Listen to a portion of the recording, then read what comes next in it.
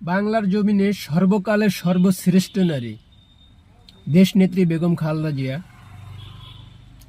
আজ সকাল ৬টা পৃথিবীর বুক ছেড়ে আমাদের মাঝখান থেকে বিদায় নিয়েছেন। ইন্না লিল্লাহি ওয়া ইন্না ইলাইহি রাজিউন। বাংলাদেশের মানুষের অভিভাবক, যার হাত ধরেই গণতন্ত্র আবার পুনরুদ্ধার হয়েছেন।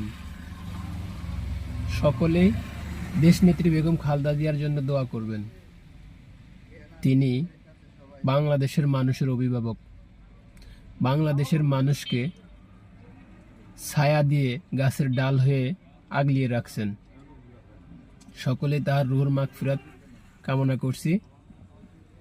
আর আছেন ডক্টর ইউনূস। ডক্টর ইউনূসও বাংলাদেশের বর্তমানকালের সেরা অভিভাবক।